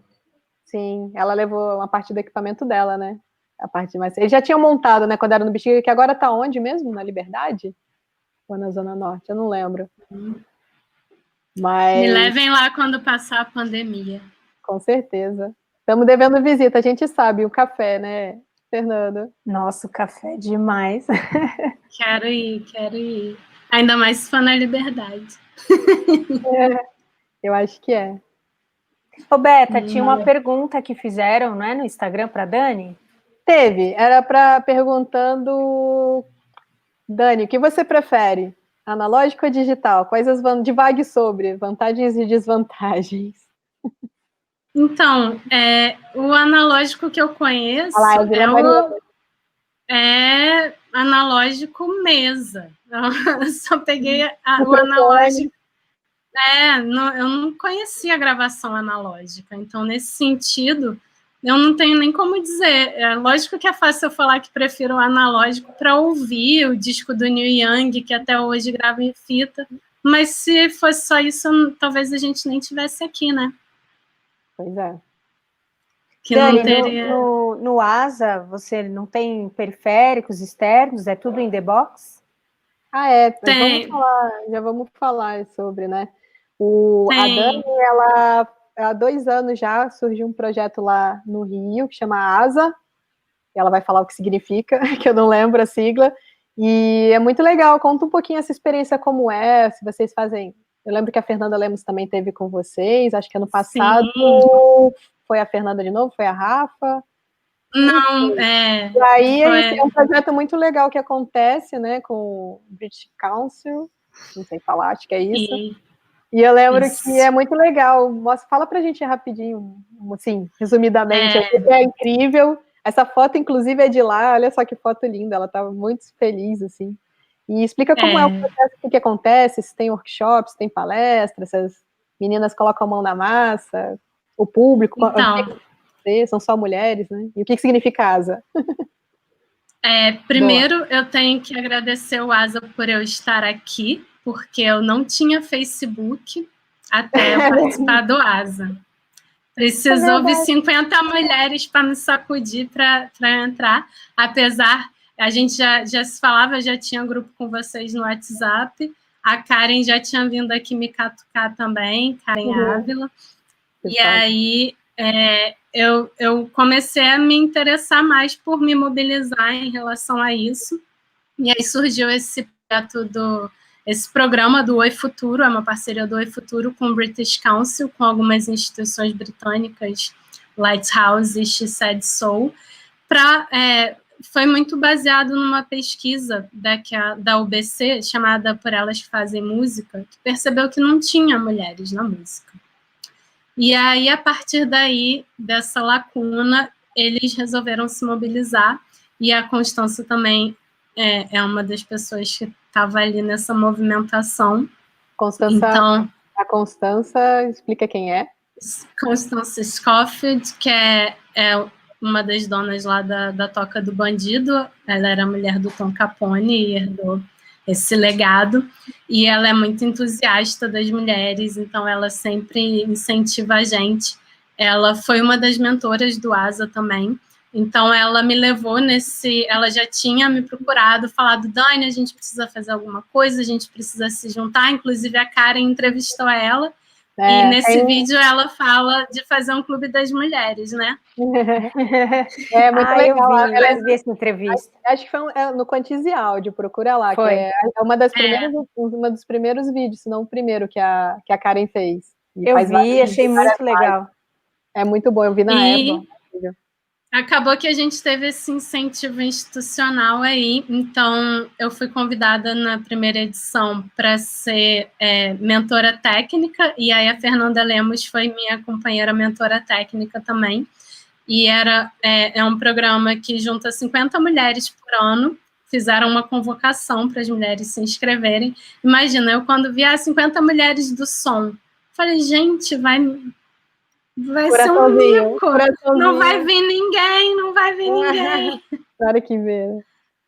E aí tinha 200 e tantas inscrições, e a curadoria do Oi Futuro é excelente, escolheu mulheres maravilhosas, que hoje em dia são super presentes na minha vida, Então, teve a primeira edição lá, começando em 2018, e aí juntaram essas 50 mulheres com 4 mentoras brasileiras, 4 mentoras britânicas, e essas mentoras tinham que estimular essas mulheres a apresentarem projetos. Então, o final do ASA, elas têm que se juntar em grupos e apresentar projetos. Então, um projeto que em primeira edição foi de outubro de 2018 até março de 2019, e a segunda edição foi de finalzinho de agosto, início de setembro de 2019, e terminou no dia 13 de março de 2020. Mas acabou ou foi acabado por causa da pandemia? Foi bem polêmico. Era o dia do encerramento marcado, mas ficou meio em aberto. Foi Quem louco sabe esse volta, dia. hein? O que rolava lá durante, assim? O que você Então, aí, durante esse processo, as mentoras iam orientando essas meninas a produzirem trabalhos ligados a som, e em diferentes áreas do som, né? Eram divididos em setores, que era mais para o sound design, ou mais para performance, ou mais para instalações sonoras, ou mais para narrativas sonoras, que acabou virando podcast. Então, eram 4 grupos, e as meninas foram apresentando os projetos, e durante esse processo elas tinham oficinas, workshops, com britânicas, com brasileiras, treinamento de pitching, que tem isso de saber se vender. Então, um programa muito intenso, a gente passava muitos fins de semana juntas. Então, a primeira edição, a gente não teve tanto acesso ao estúdio maravilhoso lá do Lab Sônica, e aí, ano passado, na segunda edição, essa foi uma grande reclamação. Só ficaram no Lab Sônica, né? Eu vi várias fotos.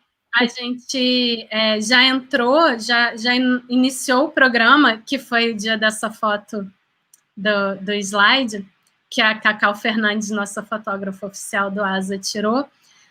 Então, o dia dessa inauguração foi justamente já o segundo ano, como teve muita reclamação, que era assim, a menina dos olhos, né? E é um estúdio todo aberto, que a gente vê de fora, então fica todo mundo babando. Eu quero usar o estúdio, eu quero usar o estúdio. Fica igual o cachorrinho, né? Na porta.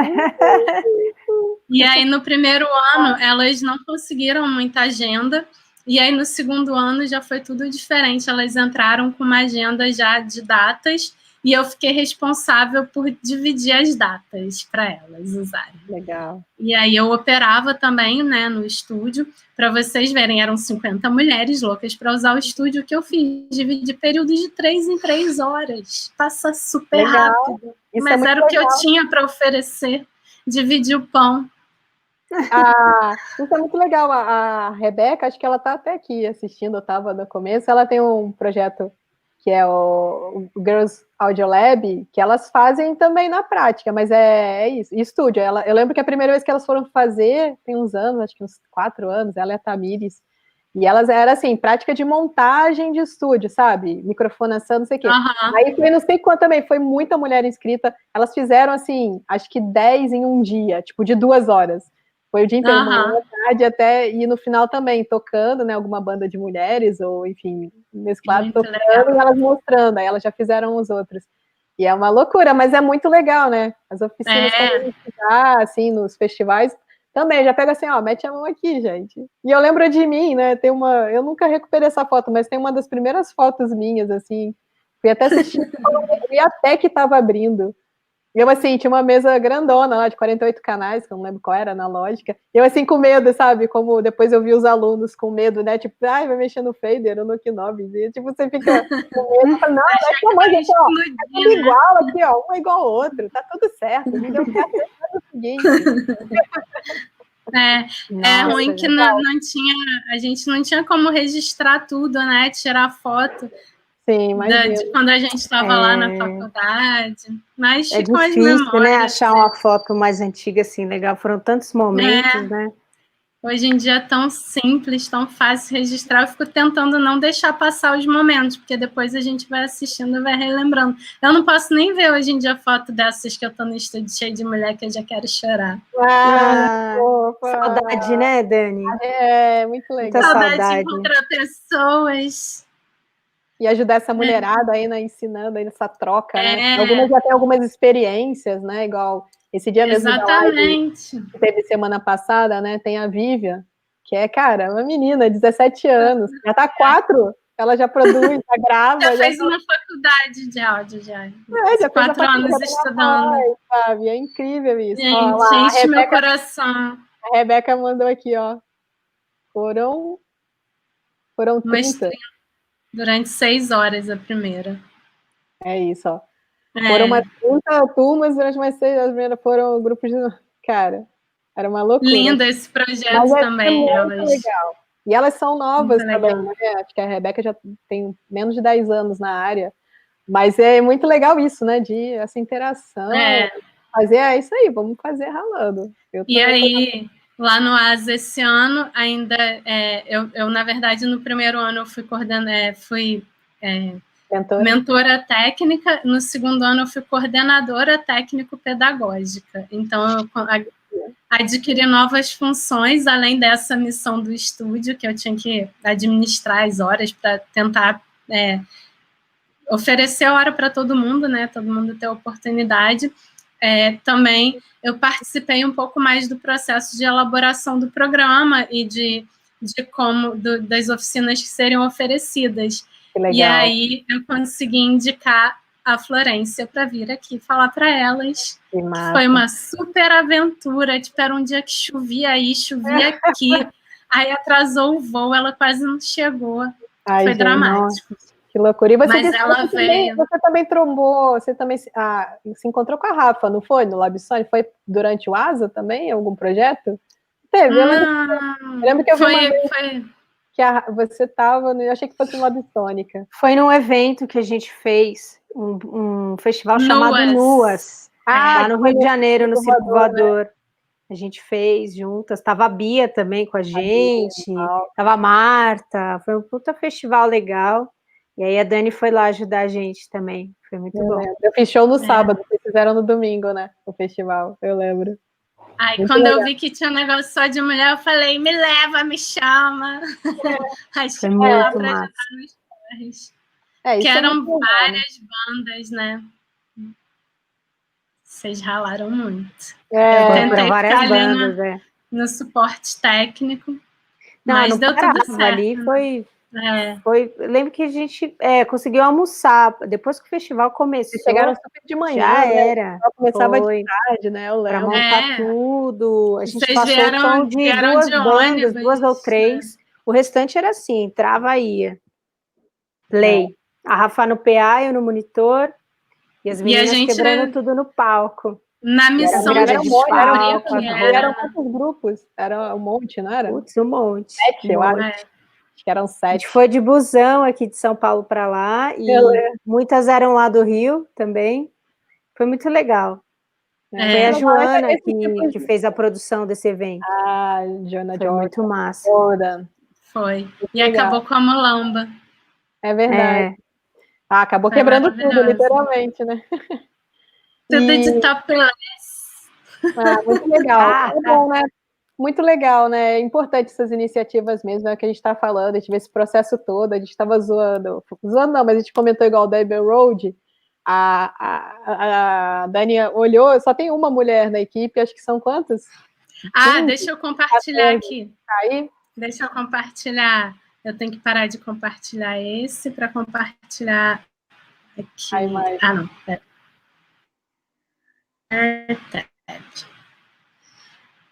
Bem, essa é a equipe do Abbey Road. Então, vocês estão já... Está aparecendo Recording Mixing Engineer. Cadê a equipe? Tá, e eu vou descer aqui. A equipe. Award Winning Engineers. Meet the team. Homem. Homem branco. Aê! Mas Marta. Tem... Runner. Marta Dinozzi. Runner. Runner. Ela é tipo uma assistente, eu fui pesquisar para entender essa função. E aí eu vi que os atuais assistentes desses assistant engineer foram runners antes. Então, se tudo der certo, ela vai ser promovida a assistant engineer e até, quem sabe, um dia as bolinhas subirem, né?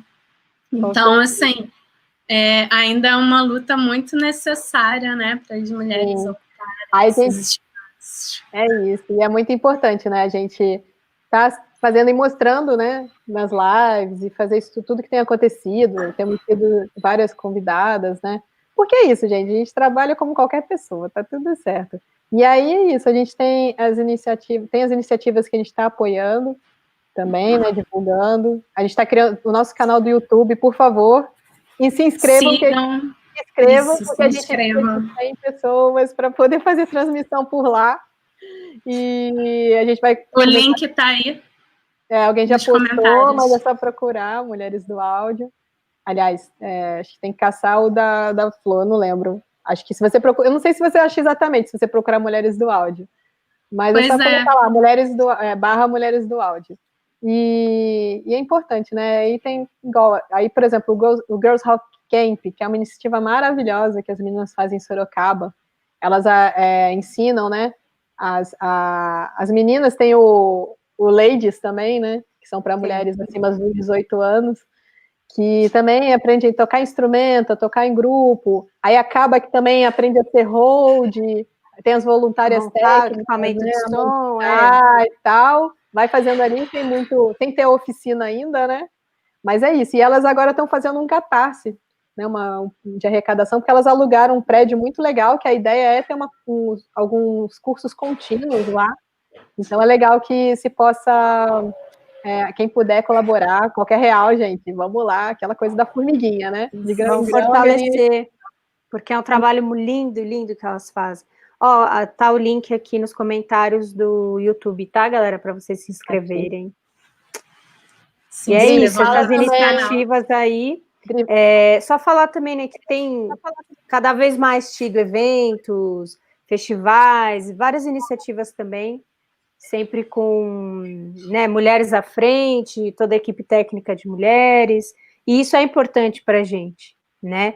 Participei também do Vivências de Técnica, né, Vivência, com um grupo de meninas também, ensinando ali a parte de montagem, operação, algumas coisas básicas, foi muito legal. E a gente tem que se fortalecer mesmo, porque a gente vai crescendo juntas. Todas crescemos juntas quando uma cresce. Queria aproveitar e falar...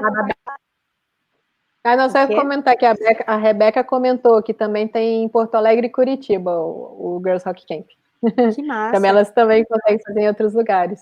Como alguns festivais que a gente já fez, igual o Sonora, o WME, que são festivais também para artistas, mulheres, e que tenta se manter também, 100% das equipes femininas, e a gente sempre coloca os cursos lá. De venda, prática. A gente também, festival já teve também, no Bananada, há 2 anos, no do Sol. E é isso, são importantes essas que iniciativas. Que tenha muito mais. Quando acabar essa pandemia, que tenha muito mais. Aliás, o WME também foi adiado, provavelmente vai rolar no futuro. E é isso, mulherada. Vamos se unir, vamos trabalhar bastante, vamos estudar. Do analógico no digital, não importa. O importante é a gente trabalhar com o que a gente gosta, estudar bastante, se atualizar com as tecnologias. E nesse momento ajudar, quem puder ajudar, né? Tem iniciativa como o Backstage Invisível, que é para ajudar a gente, né? Todo mundo, a galera da graxa. É uma iniciativa aqui de São Paulo, mas tem em Salvador também, tem em Brasília, né? Tem no Rio. No Rio tem alguns outros lugares. Aqui também tem o pessoal da Técnica BR fazendo, e tudo assim, arrecadação de grana para doar cesta básica, porque foi isso, parou em março, a gente sabe que janeiro e fevereiro, para a gente aqui, pelo menos para o sul, né, sudeste, não tem carnaval, assim, não tem a mesma demanda, né, como são em outros estados.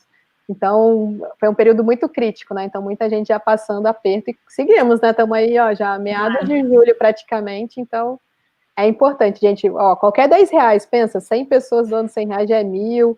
Ou se puder doar alimento ou uma cesta, cara, tá todo mundo aceitando. E estamos ajudando em tudo, né? O ano estava só começando, né? A gente estava começando os trabalhos.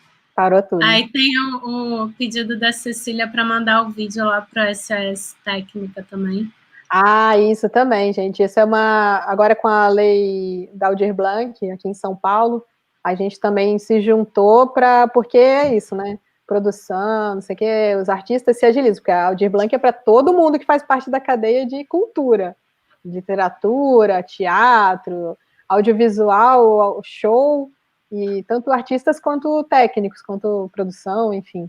Então a gente está em cima e quem puder fazer, tem lá as instruções, né? Nos grupos a gente está mandando em alguns para fazer um vídeo ou mandar fotos de backstage.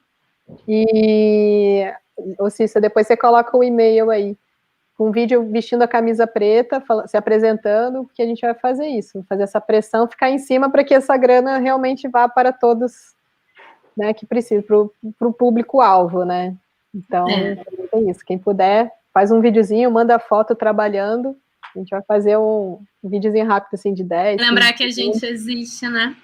Por isso que, inclusive, o nome Backstage Invisível, né, que foi a primeira iniciativa em São Paulo, já em março, né, na semana seguinte, assim, que parou tudo, já começou por isso, porque é isso, somos invisíveis, né?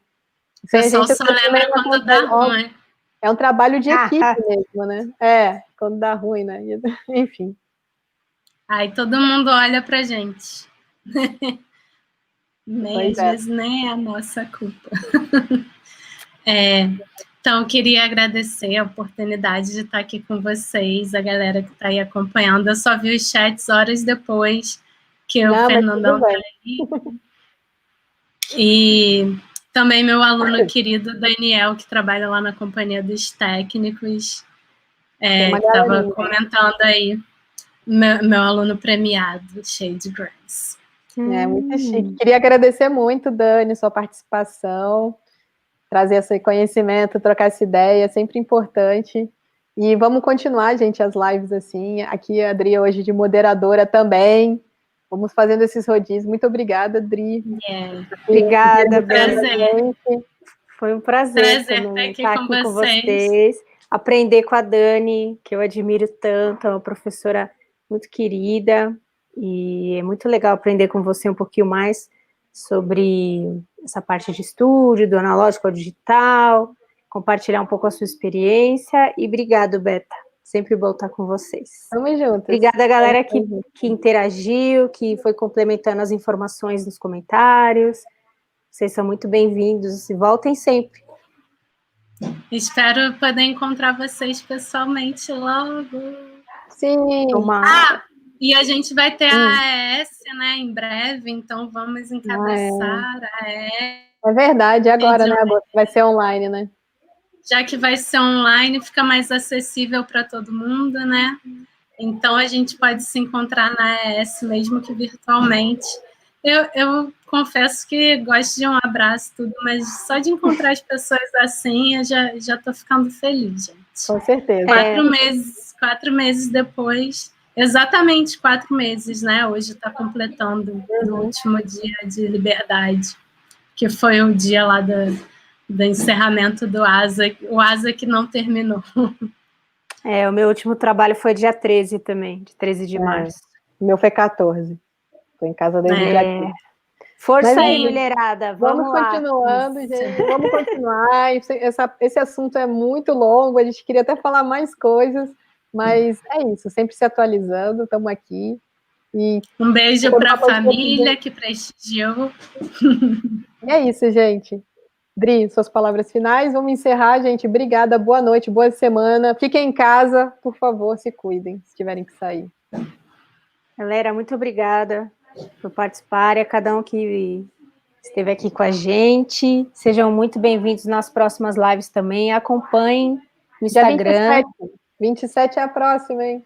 Dia 27. Acompanhem no Instagram todas as novidades. Compartilhem, divulguem. Vamos fazer isso crescer cada vez mais, que é bom para todo mundo. Vamos estudar, vamos se aperfeiçoar. Quando essa pandemia acabar, a gente vai voltar com tudo. Espero. E em breve a gente vai subir essa live também lá no YouTube, né? No canal. A gente vai subindo lá, já tá da Florência lá. E em breve a gente sobe lá. Um beijo para todo mundo que assistiu, para a família, para as meninas todas. A Ana super participativa nos comentários, Cecília também. Vou logo tomar um café com ela. Vamos, nos vemos em breve, galera. Beijo, boa noite, boa semana. Beijo, obrigada, valeu, meninas. Valeu, Dani. Se cuidem. Se cuidem.